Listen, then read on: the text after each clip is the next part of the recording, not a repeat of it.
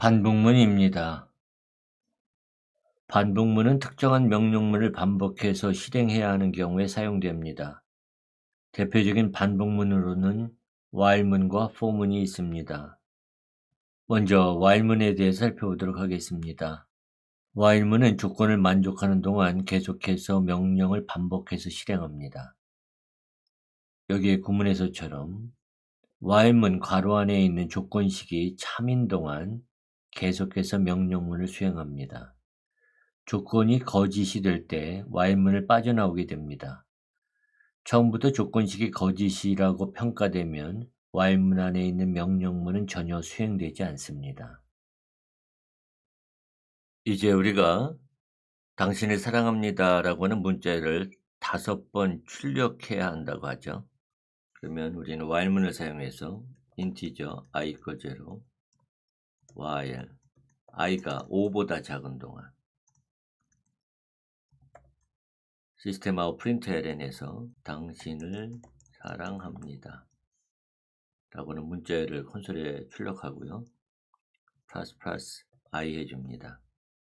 이 코드에서 i 변수는 0으로 초기화되어 있죠.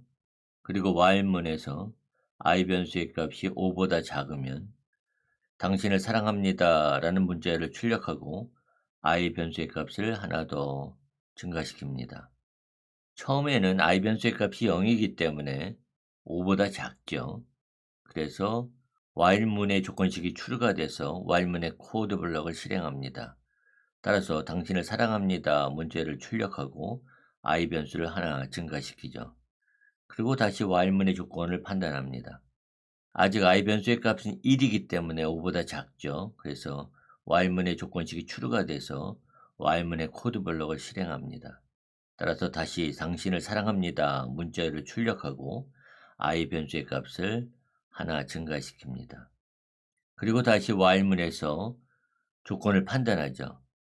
이것을 i 변수의 값이 5가 될 때까지 반복하고 이제 i 변수의 값이 5보다 작지 않게 되기 때문에 false가 돼서 while문을 빠져나오게 됩니다. 그래서 이 코드를 실행해 보면은 이처럼 당신을 사랑합니다 라고 하는 문자열이 5번 출력됩니다. 이번에는 배열을 사용한 다른 예를 살펴보기로 하겠습니다. 반복문은 배열과 함께 많이 사용되기 때문이죠. 그래서 integer 배열 values equal 60, 50, 30, 80, 90 5개 요소로 초기화된 배열을 생성하고요. int index equal 0 int sum equal 0 해서 while index가 values.length보다 작은 동안 var value equal values의 index 번째 값을 꺼내와서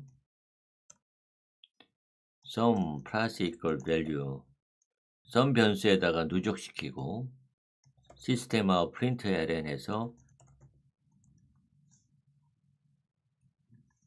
value 값을 출력합니다. 그리고 인덱스를 증가시키고 while문이 끝나면 시스템 아웃 println에서 합계를 출력을 하죠. 그래서 sum 변수에 있는 값을 출력합니다. 이 코드의 첫 번째 행에서 values 변수는 int 타입의 배열로 초기화되어 있습니다. 그래서 각 요소가 60, 50, 30, 80, 90인 배열을 저장하죠. 그리고 두 번째 행에서 인덱스 변수는 이 배열의 요소에 접근하기 위해 사용할 현재 인덱스 값을 갖도록 하겠습니다. 그리고 0으로 초기화되어 있죠. while문의 조건식에서 인덱스 변수의 값이 values length보다 작은지 여부를 평가합니다. 여기 values.length 표현식은 values 배열의 길이를 구하는 거죠. 배열은 배열의 길이가 저장되어 있는 length라고 하는 속성을 갖습니다. 그래서 values 배열은 5개 요소를 가지므로 이 length 속성의 값은 5가 됩니다. 0은 5보다 작죠. 따라서 이 조건식은 참이 돼서 while문의 명령을 실행합니다.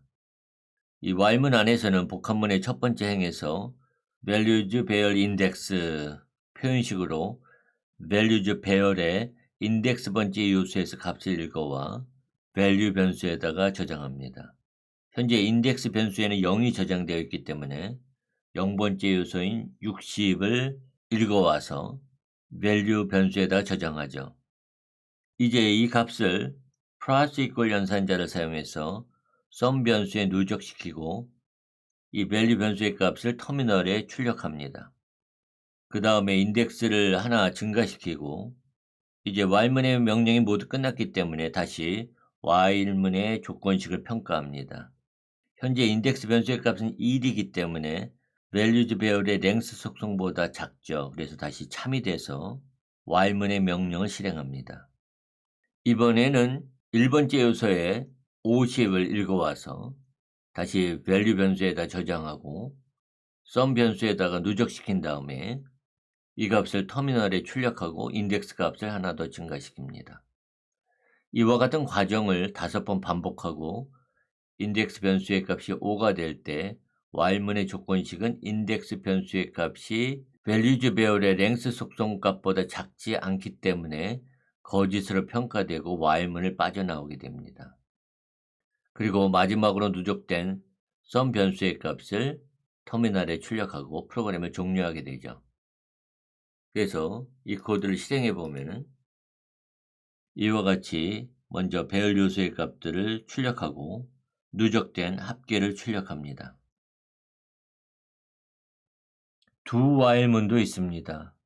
do while문은 여기에 구문처럼 while문과는 달리 먼저 명령문을 실행하고 while문 괄호 안에 있는 조건식을 평가해서 다시 명령을 실행할지 여부를 판단합니다.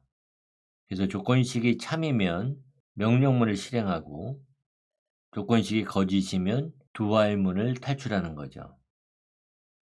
이번에는 while문을 사용해서 당신을 사랑합니다 라고는 문자열을 터미널에 5번 출력하는 코드를 do while문을 사용을 해서 다시 작성해 보도록 하겠습니다. 그래서 인티저 i는 0 do 시스템아웃 println 당신을 사랑합니다 플러스 i 하고 while i가 5보다 작은 동안 여기 코드에 의해서 i 변수의 값은 0으로 초기화되어 있습니다. 그리고 do while문의 do 문에서 먼저 당신을 사랑합니다 라고 하는 문자열을 출력하고 i 변수의 값을 하나 증가시킵니다. 그 후에 while 조건식에서 i 변수의 값이 5보다 작은지를 평가합니다. 처음에 코드가 실행되면 먼저 당신을 사랑합니다 라고 하는 문자열을 출력하고 i 변수의 값을 하나 증가시키죠. 그리고 while문에서 조건을 판단합니다. 현재 i 변수의 값은 1이기 때문에 5보다 작죠. 그래서 while문의 조건식이 true가 돼서 do 문의 코드 블록을 실행합니다. 따라서 다시 당신을 사랑합니다 문자열을 출력하고 i 변수의 값을 하나 증가시킵니다. 그리고 while 조건식에서 다시 조건을 판단하죠. 이것을 i 변수의 값이 5가 될 때까지 반복하고 이제 i 변수의 값이 5보다 작지 않게 되기 때문에 false가 돼서 do while문을 빠져나오게 됩니다. 그래서 실행해 보면 아까와 마찬가지로 당신을 사랑합니다 라고 하는 문자열을 5번 터미널에 출력하게 되죠. 이번에도 앞에서 while문을 작성한 배열을 사용한 예를 다시 do while문을 사용해서 작성해 보도록 하겠습니다. 그래서 integer 배열 values equal 60, 50, 30, 80, 90 이렇게 5개의 요소로 배열을 초기화하고요. int index 0, int sum equal 0 그 다음에 do 문에서 var value equal values index 번째 거를 꺼내오죠. 그래서 value 변수에 저장해요. 그 다음에 sum plus equal value 해주고 시스템하고 println에서 값 플러스 value 해주고요. 그 다음에 인덱스를 하나 증가시키죠. 그 다음에 while 조건식에서 인덱스가 values의 length보다 작은지를 평가합니다. 그리고 시스템와 println에서 합계 플러스 sum 해주는 거죠. 여기 코드에서는 먼저 두 문을 실행해서 복합문의 첫 번째 행에서 values 배열에서 인덱스 번째 요소의 값을 일과 value 변수에 저장합니다. 현재 인덱스는 0이죠. 그러니까 0번째 요소를 가져다가 value 변수에 저장하죠. 그리고 이 값을 플러스 이퀄 연산자를 사용을 해서 sum 변수에 누적시키고 이 value의 값을 터미널에 출력합니다. 그리고 인덱스 변수의 값을 하나 증가시킨 다음에 while문의 조건식을 평가하죠. 현재 인덱스 변수의 값은 1이기 때문에 values 배열의 length 속성보다 작죠. 왜냐면 지금 values 배열의 length 속성은 values 배열이 5개의 요소를 갖고 있기 때문에 5가 되죠. 그래서 1은 5보다 작기 때문에 참이 됩니다. 그래서 다시 두 문의 명령을 실행하죠. 이번에는 두 문에서 첫 번째 요소인 50을 읽어옵니다. 그리고 value에다 저장하죠. 그리고 다시 sum 변수에다가 이 값을 누적시키고 터미널에 value의 값을 출력합니다. 그 다음에 인덱스를 하나 더 증가시키죠. 이와 같은 과정을 5번 반복하고 인덱스 변수의 값이 5가 될 때 while문의 조건식은 인덱스 변수의 값이 values 배열의 length 속성 값보다 작지 않기 때문에 거짓으로 평가되고 두 while문을 빠져나오게 됩니다. 그리고 마지막에 누적된 sum 변수의 값을 터미널에 출력하고 프로그램을 종료하죠. 그래서 이 코드를 실행하면 아까와 마찬가지로 각 배열 요소의 값을 출력하고 누적된 sum 변수의 값을 출력합니다. 우리는 앞에서 이처럼 점수를 입력하고 메시지를 출력하는 예제의 코드를 작성했습니다. 그런데 이 코드는 한 번만 실행되고 프로그램이 종료되죠. 따라서 이 과정을 여러 번 반복하고 싶다면 반복문을 사용을 해서 코드를 변경해야 합니다. 그래서 new 연산자를 사용해서 스캐너 객체를 생성한 문장 다음에 while 문을 사용해서 이번에는 true를 지정하도록 하겠습니다. 그리고 중괄호 하고 마지막에 중괄호를 추가하도록 하겠습니다. 이제 이 코드를 실행하면 계속해서 점수를 입력하고 그 결과 메시지를 출력할 수 있게 됩니다. 92, 82, 72, 62 이런 식으로 말이죠. 그런데 while문을 포함해서 반복문을 사용할 때 주의해야 할 것은 반복문의 조건식이 항상 참이라면 결코 반복문을 빠져나올 수 없게 돼서 강제로 프로그램을 종료시키거나 컴퓨터의 전원을 끌 때까지 계속 실행된다는 것입니다. 이것을 무한 루프라고 합니다. infinitive 루프가 된 거죠.